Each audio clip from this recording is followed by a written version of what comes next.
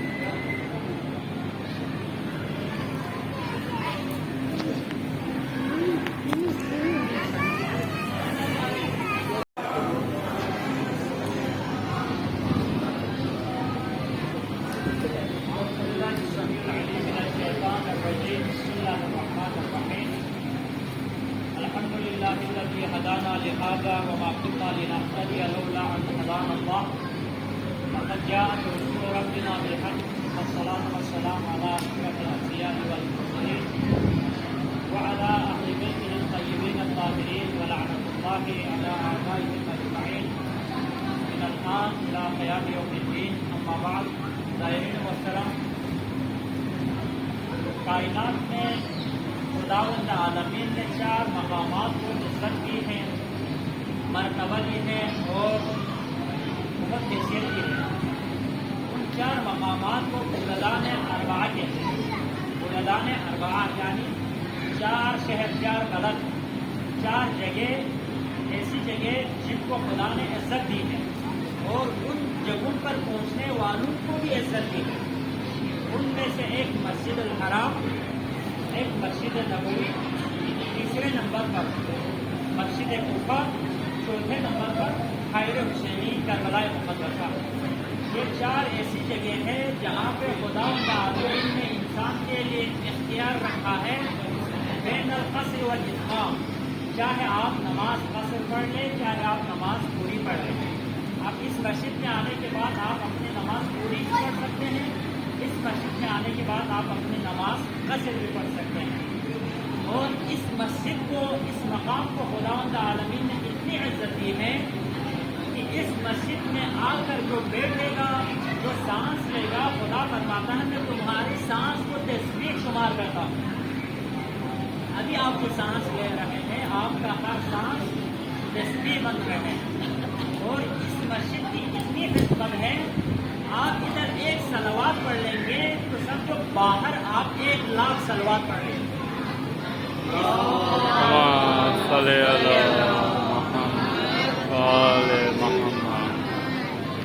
مسجد کوفہ جس دروازے سے ہم داخل ہوئے ہیں، مرد حضرات داخل ہوئے ہیں، اس یہ پہلا دروازہ ہے اور اس مسجد کا عمل اسی دروازے سے شروع ہوتا ہے.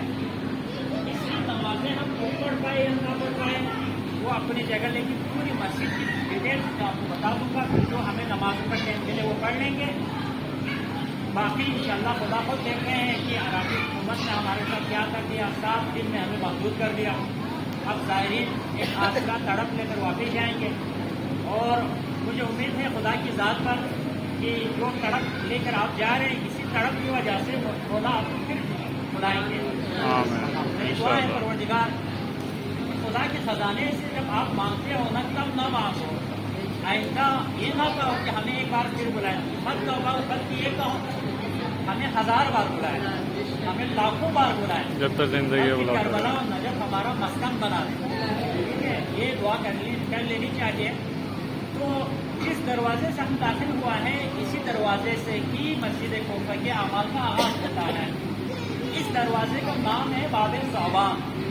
جو پہلے آئے ہیں سنے ہوں گے, جو نہیں ہے خصوصاً بچوں کے لیے میرے خواہش یہ ہوتی ہے کہ بچے ڈائریاں لے کے آئیں. جو اسٹوڈنٹس اپنے ہیں تو ڈائریاں آپ کے ہاتھ میں ہونی چاہیے. جب کربلا نجف کی آپ زیارت کے لیے آتے ہیں ساری چیزیں نوٹ ہونے چاہیے.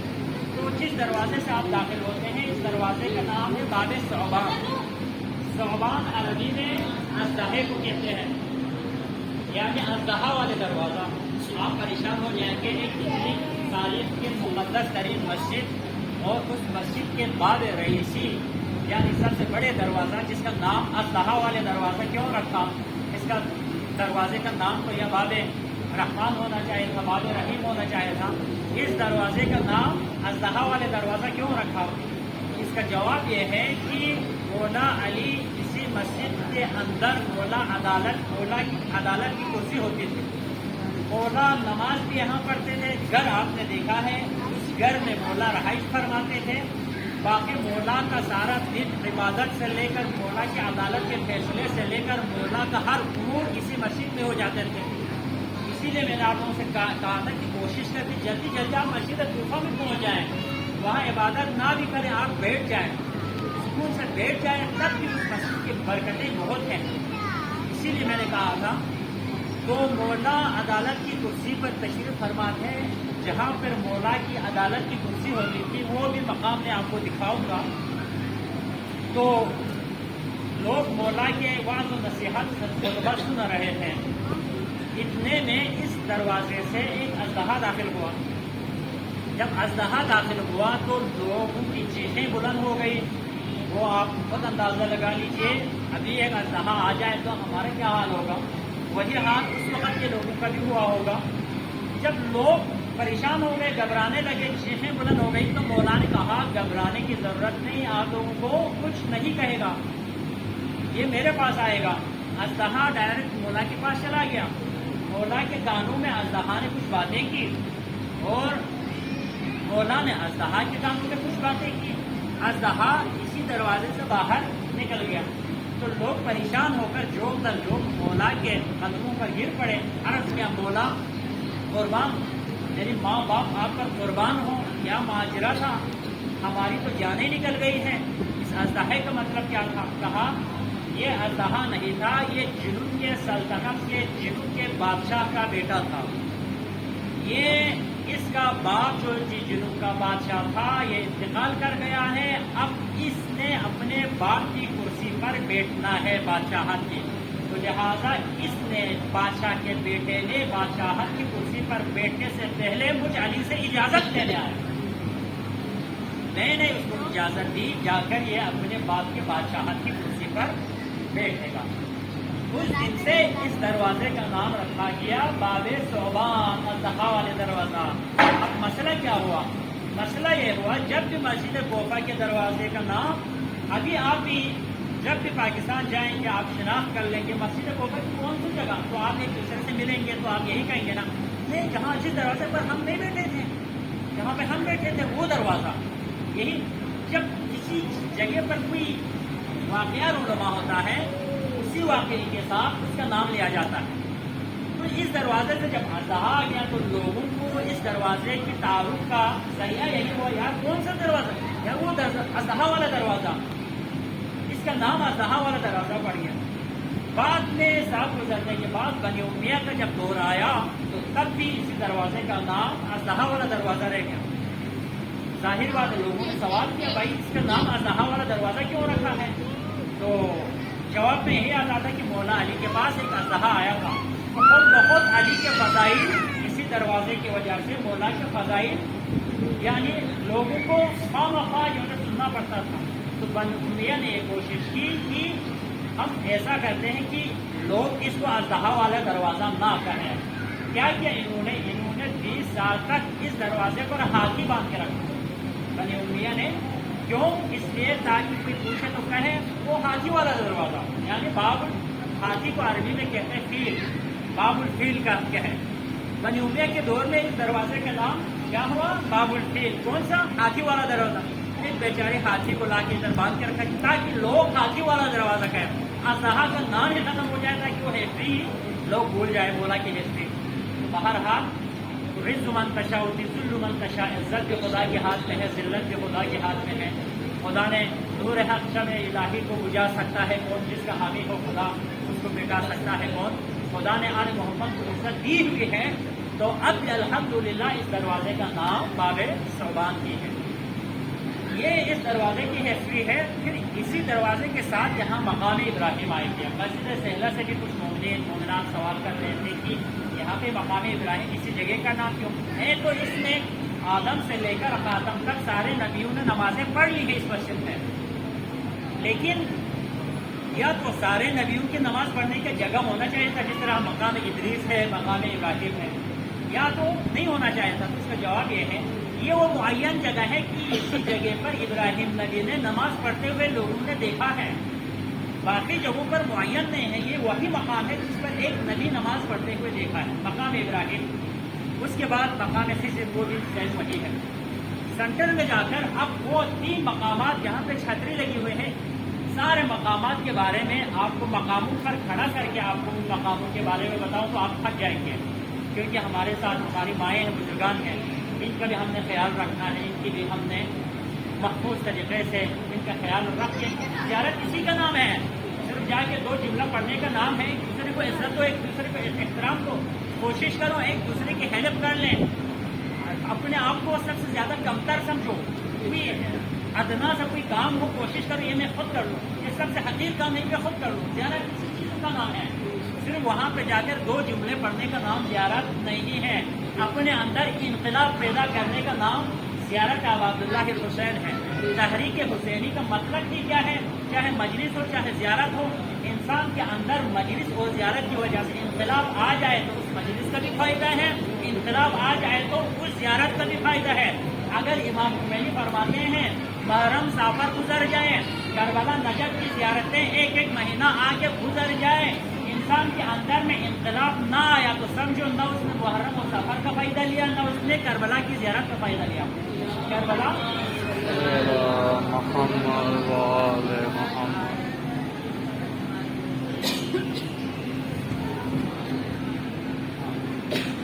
اس کے بعد یہاں پہ جو مقام آئیں گے، مقام عدالت کی کرسی جہاں پہ ہوتے ہیں وہ میں نے آپ کو بتا دیں. وہاں پہ یہ 2 رکعت نماز ادا کرتا ہوں. ایک مقام ہے مقام بیت القشت. کشت کسے کہتے ہیں؟ کشت اس کا اگر اردو میں ترجمہ میں یہ ترجمہ کرتا ہوں سمجھانے کے لیے. ٹب اب سر کس کو بتائیں؟ کپڑا دھونے والا ٹب ہم کہتے ہیں. ٹب کو عربی میں کیا کہتے ہیں؟ کشت، یعنی کشت والی جگہ ہے. اس کا نام یہ ہے. وہاں پہ بھی 2 رکعت نماز پڑھتے ہیں. کیوں پڑھتے ہیں؟ اس کی ریزن یہی ہے کہ ایک خاتون، ایک مومنہ نیک کردار خاتون، ایک لڑکی مولا کے پاس تشریف لے آئی. ان کی جس کو بھی کسی قسم کی مشکلات سامنے آ جاتی تو مولا علی کے دروازے پر آ جاتے تھے. مولا سے عرض کیا مولا ایک مشکل ہے، آپ مشکل کشا ہیں. میں مختلف بادشاہوں کے درباروں میں گئی ہوں، کہیں سے مجھے انصاف نہیں ملا، آپ مجھے انصاف دیں. کہاں مولا میں پاک دامن بھی ہوں، اور میں حاملہ بھی ہوں، اور میری شادی بھی نہیں ہوئی. اور جس دربار میں بھی گیا کسی نے مجھے شمشان کا حکم دیا، کسی نے مجھے مارنے کا حکم دیا، کسی نے کوئی اور حکم دیا. لیکن مولا میں بے گناہ ہوں، نہ میری شادی ہوئی ہے، اور یہ بھی میں جھوٹ نہیں بول سکتی کہ میں حاملہ بھی ہوں. مولا نے قمر سے کہا قمر اس لڑکی اور ہمارے درمیان میں ایک پردہ حائل کر دے. ایک پردہ حائل کر دی. دست امامت سے معجزے کے ذریعے وہ ہے شام سے مولا نے برف منگوائے. ایک کشت لے آیا، ایک ٹب لے آیا، اس ٹب پر برف کو رکھا، اس برف کے اوپر اس خاتون کو بٹھایا. کچھ عرصے بعد سلوات پڑھے محمد والی اللہم صلی علی محمد وآل محمد. آپ کی توجہات میری طرف رہے. کچھ لمحے بعد اس لڑکی کے پیٹ سے ایک کیڑا نکل آئے گا. اس وقت الٹراساؤنڈ ایسا کوئی نظام تھا ہی نہیں. تو میرے مولانا فرمایا بچپنے میں کسی چشمے پر جا کر اس لڑکی نے پانی پینے کی وجہ سے ایک کیڑا اس کے پیٹ میں چلا گیا ہے. وہ کیڑا بڑھ گیا ہے. واقعا یہ بچی بے گناہ بھی ہے، بے قصور بھی ہے. یہ ساری چیزیں مطلب اس طرح کے مولا کے ان ہزاروں فیصلوں میں سے ایک فیصلہ یہ تھا کہ اس طرح کی عدالت کے فیصلے سناتے تھے کہ شکرانے کے طور پر 2 رکعت نماز میرے مولا ادا کر دیتے تھے. انشاءاللہ اس جگہ پر ہم بھی جا کر 2 رکعت نماز ادا کریں. میں شارٹ کر رہا ہوں کیونکہ مسجد میں ٹائم بھی نہیں ہے. اس کے بعد ہم ایک اور مقام پر پہنچ جائیں گے اسی مسجد کے صحن میں جہاں پہ سامنے چھتری لگی ہوئی ہے. اس مقام کے بارے میں آپ کو بتاؤں گا تو آپ خود بھی اپنے اندر سے ایک سکون محسوس کریں گے کہ واقعا ہم کس جگہ پر آئے ہوئے. حضرت محمد صلی اللہ علیہ وآلہ جب معراج کے سفر میں جا رہے تھے جبریل امین کے ساتھ تو آسمان کی بلندیوں پر پیغمبر جبریل کے ساتھ پہنچ گئے. جب آسمان کی بلندیوں سے زمین کی طرف نگاہ کی تو پوری زمین تاریکی میں ڈوبی ہوئی ہے اور پوری زمین میں سے ایک مقام ایسا ہے جس مقام سے آسمان کی طرف نور بلند ہو رہا ہے. پیغمبر نے براق اور جبریل کو روک کر پوچھا یا جبریل بتا دے پوری زمین تو تاریکی میں ڈوبی ہوئی ہے لیکن ایک مقام ایسا ہے جہاں سے نور بلند ہو رہا ہے آسمان کی طرف. جبریل بتا سکتے ہیں یہ کون سی جگہ ہے؟ تو جبریل نے فرمایا یا رسول اللہ یہ مقام مسجد کوفہ ہے. یہ مقام مسجد کوفہ ہے. تو پیغمبر صلی اللہ علیہ وسلم نے ارمان کی تمنا ظاہر کی. آخر جبریل مجھ پیغمبر کا بھی تمنا ہے کہ میں بھی مسجد کوفہ میں جا کر 2 رکعت نماز ادا کروں. جس مسجد میں کائنات کے پیغمبر معراج کی بلندیوں سے آ کر نماز پڑھنے کی تمنا کرتے ہیں اس مسجد میں آپ آئے ہوئے نماز پڑھنے کے لیے. تو آپ اندازہ لگا لیجیے آپ کتنے خوش قسمت ہیں. مقام حضرت محمد کے بعد مقام جبرائیل امین. جبریل امین نے بھی جب پیغمبر کو اتار لیا جبریل نے اتار دیا. جب ظاہر بات ہے پیغمبر ادھر نماز پڑھنا شروع کر دی تو جبریل نے کہا میں بیٹھ کے کیا کرنا ہے، میں بھی ادھر 2 رکعت میں بھی پڑھ لیتا ہوں. تو جہاں پہ جبریل نے نماز پڑھی وہاں پہ بھی نماز ہے. پھر مقام آدم آتا ہے، پھر مقام حوا آتا ہے، وہاں پر بھی نمازیں ہیں. پھر آتے ہیں کائنات کے عظیم شہنشاہ کے مقام ضربت، وہاں پر بھی ہم نے نماز پڑھی ہے. اس کے بعد حضرت مسلم ابن عقیل جو کہ بالکل پونے میں ہے، پونے میں حضرت مسلم کی زیارت کریں گے اور حضرت مسلم کی زیارت کے بعد حضرت حانی ابن عروہ جس نے حضرت مسلم کو پناہ دینے کے جرم میں شہید کر دیا گیا، حضرت حانی ابن عروہ کی مزار ہے. اور حضرت مسلم کے مزار کے اندر حضرت مختار ثقفی کا بھی مزار ہے. صلوات پڑھ محمد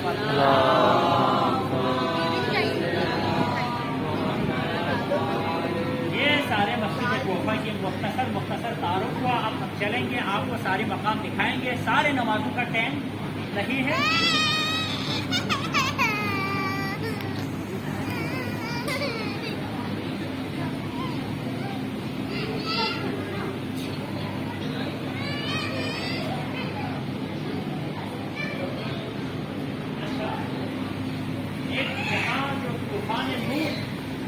ہوا تھا وہ طوفان نوح کی جگہ بھی یہی جو سامنے میں جو فوارہ جو بنا ہوا ہے پانی کی جگہ وہ ہے. یہ معروف ہے طوفان نوح کے حوالے سے. اس کے علاوہ مقام نوح، مقام حضرت امام زین العابدین، یہ سارے مقامات اندر موجود ہیں. مسجد کوفہ کے خصوصی اعمال جو ہیں ان میں سے یہاں پہ جو نماز پڑھیں گے اس کا آج زیادہ ہے. اور خصوصی طور پر مسجد کوفہ کے اندر صدقہ کی بہت اہمیت ہے. یہاں پہ 1 درہم صدقے کا آواز باہر کے 1 لاکھ صدقے کے آواز برابر ہے. تو صدقے کا طریقہ کار یہ ہے کہ آپ نے صدقہ ایسے نکالنا ہے کہ کسی کا سہارا بن سکے یا کسی ایک غریب کا کھانا بن سکے. ایک صدقہ ہوتا ہے ہم نے کسی کو 5 روپے نکال کے دے دیا، یہ صدقہ نہیں. صدقہ وہ صدقہ جو دیتے وقت ہمیں بھی باری پڑے اور وہ کسی کا سہارا بن جائے کہ کسی کا کھانا بن جائے. وہ صدقہ آپ اپنے مرحومین کے نام پہ بھی نکال سکتے ہیں، والدین جو آپ کے عزیز ہیں ان کے نام پہ بھی نکال سکتے ہیں۔ صدقہ آپ نے نکال کے یہاں مسجد سے نیت کرنی ہے صدقے کی کہ میں اتنے صدقہ نکالتی ہوں، صدقے کی نیت آپ مسجد میں نکالنے سے پہلے کرنی ہے، یا آپ اپنے نیت سے وہ پیسہ نیت سے الگ کر دیں گے اتنے مقدار میں نے صدقہ نکال لی، نیت یہاں کرنی ہے اور پیسے یہاں مسجد سے باہر جا کر ہوٹل پہنچ کر وہ سارے صدقے کے پیسے آپ نے جمع کرانے میرے پاس یا مطہر بھائی کے پاس، وہ ہم نے جہاں پہ پہنچانا ہے جہاں پہ دینا ہے وہ ہمیں پتہ ہے، اور یہاں کسی کو ہم نہیں دیتے ہیں۔ اور اس کے علاوہ دعا کرتے ہیں پروردگار، دعا قبول ہوتی ہے، خدا کے کائنات میں سب سے بڑا دربار ہے، یہاں فقیر بن کے آئے گا واقعاً ہماری باتیں سن لیں گے، خدا پروردگار ہماری زیارتوں کا اپنے درگاہ حاجیہ کا قبول و منظور فرما، جس قسم کے حاجات لے کر زائرین آئے ہوئے ہیں تمام زائرین کی حاجتوں کو پورا فرما، ہمارے ذمہ میں جن نے دعائیں لگائی ہیں ان کی حاجت کو پورا فرما، جو مریض ہیں ہمارے مخلوق ہیں اور ہمارے کوئی بھی عزیز جہاں کہیں بھی مومن مومنات بیمار ہیں، تمام بیماروں کو بحق بیمار کربلا شفائی عنایت فرما، پروردگار بے اولادوں کو بحق اولاد بحق علی اصغر اولاد نرینہ عنایت فرما، تقدس مومنین کو وسعت رزق عنایت فرما، پروردگار دعا صبر مدوان محمد کا کاروان حسین کو دن میں راشد کی ترقی عنایت فرما، پروردگار ہمیں بار بار ہزار بار لاکھوں بار کربلا و نجف کی زیارت نصیب فرما، بقیہ میں حضرت زہرا سلام اللہ علیہا کی زیارت ہمیں نصیب فرما، حج بیت اللہ نصیب فرما، ربنا تقبل منا انک انت السمیع العلیم، آمین یا رب العالمین برحمتک یا ارحم الراحمین۔ اب چلے میرے ساتھ ہر ایک مقام کی میں نشاندہی کروں گا، آپ کو دکھاؤں گا سارے مقامات۔ تحیت مسجد 2 رکعت آپ پہلے ادھر پڑھ لیں، 2 رکعت تحیت مسجد کوفہ 2 رکعت